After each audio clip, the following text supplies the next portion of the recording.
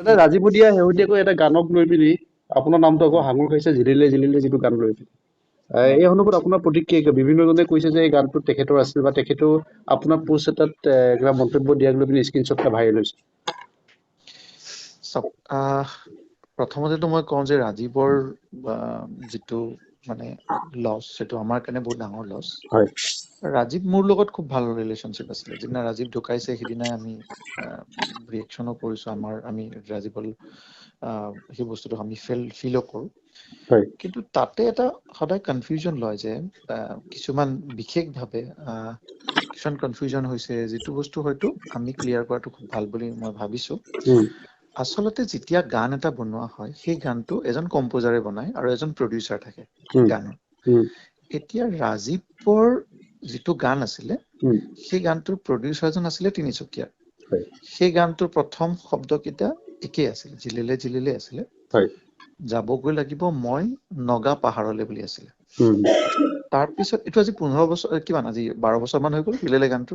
উম, সেই গানটো ৰাজীৱে গাইছিলে গানটো উম, ৰাজীৱে। উম, প্ৰডিউচাৰজন আছিলে তিনিচুকীয়াৰ। উম, আৰু কম্প'জটো হৈছে, সেই গানটো আচলতে এটা ফোক টিউন। বিহু গানটো কেতিয়াও মানে এটা ফোক টিউনৰ পৰাই লোৱা হয়। উম, তাৰপিছত সেই ছেম প্ৰডিউচাৰজনে পিছত আমাক উম, মানে যিজন মোৰ কম্প'জাৰ আছিলে, উম, কম্প'জাৰজনক গানটো দিয়াৰ উম, পিছত তেখেতসকলে মোৰ ওচৰলৈ আহিলে গানটো গাবলৈ। উম, এতিয়া যেতিয়া মই গানটো গালো, উম, গানটো গোৱাৰ পিছত অসমৰ ৰাইজে শুনিলে বা আদৰি ললে, উম, তাৰপিছত ৰাজীৱৰ লগত আমাৰ কথাও হৈছিলে সেইটো উম, সময়তে। উম, তো প্ৰডিউচাৰজনে, চাওক, মোৰ ডাইৰেক্ট কথা কোৱা নাই, কাৰণ প্ৰডিউচাৰৰ মাজত প্ৰযোজকৰ মাজতে কথা হয়, যিহেতু মই এজন গায়ক হিচাপে গানটো গাইছো। উম, গতিকে সেই গানটো মই কৰা বা মই হেৰি কৰা কোনো কথা নাথাকে।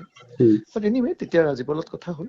উম, তেতিয়া মই কৈছিলো যে ৰাজীৱৰ লগত কথা পাতি বস্তুখিনি আপোনালোকে চৰ্ট আউট কৰি লওক।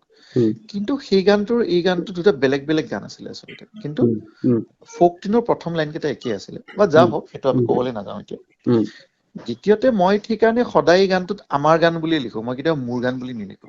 উম, আপোনালোকে কালি যিটো পোষ্ট দেখা পাইছিলে, উম, পোষ্টটোত মই লিখি থৈ দিছো আমাৰ গান বুলি। উম, মই কেতিয়াও কোৱা নাই যে এইটো মোৰ গান, উম, যদি আপোনালোকে পোষ্টটোত ভালকে চাই। উম, আৰু সেই বস্তুটো ৰাজীৱো লিখে। এইটো বস্তু পিছত যেতিয়া ৰাজীৱে লিখিলে, তেতিয়া মই ক'লো ৰাজীৱক যে মই আমাৰ গান বুলি লিখি থৈ দিছো এইটো। উম, বা যিয়ে নহওক, সেই বস্তুটোত আমি সেইটো আমি ক'ব লাগিব। উম, আৰু তেনেকুৱা একো কন্ট্ৰভাৰ্চি নাই। চাওক, কিছুমানে হয়তো কন্ট্ৰভাৰ্চি ওলাব বিচাৰিছে নিজে, হয়তো যে এইটো সীমান্তই ল'ব গৈছে, কেনেকে কৰিছে বা কিবা এটা ক'ব পাৰে। উম, বাট মই নিজে উল্লেখ কৰি থৈ দিছো এইটো আমাৰ গান বুলি। উম, নাই থোৱা জানো মই পোষ্টটোত? বুজিছো। মইতো কেতিয়াও মোৰ গান বুলি কোৱা নাই এইটো। উম, গতিকে আমাৰ শব্দটো থকাৰ পিছত যদি কোনোবাই তলত কিবা কিবি লিখি থাকে, তেতিয়াহ'লে তাক আমি উদ্দেশ্য প্ৰণোদিত বুলিয়ে ভাবিম, নহয় জানো?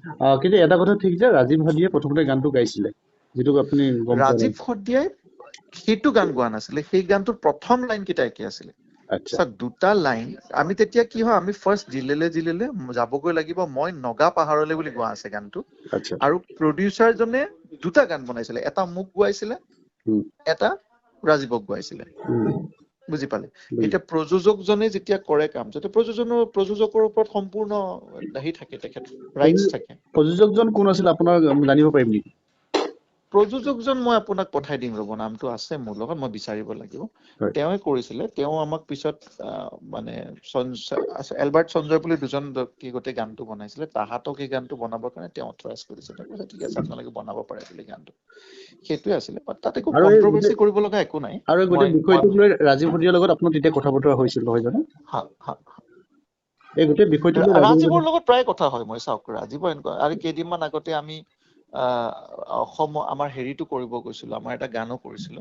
উম, তেতিয়াও ৰাজীৱক মই মাতিছিলো। ৰাজীৱে মোক ক'লে, সীমান্ত, মোৰ একদম এইকেইদিন শ্ব'জ আছে, মোৰ সময় নাই।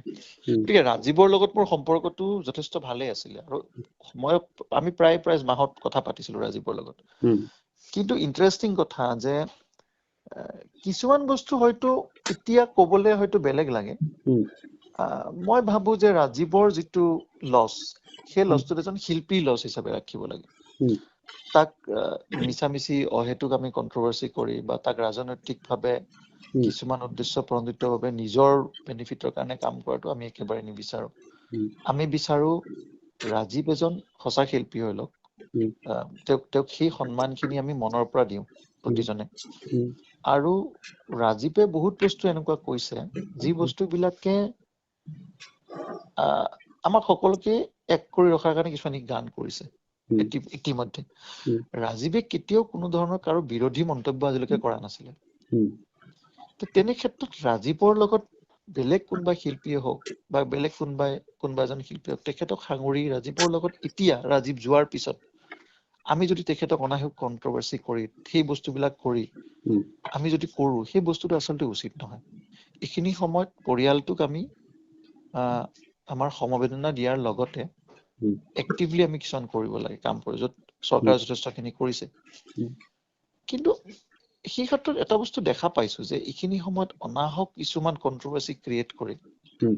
তেখেতৰ পৰিয়ালটোক কোনোবা ফালৰ পৰা আঘাত দিছে নেকি সেইটো আমি চিন্তা কৰিব লাগিব।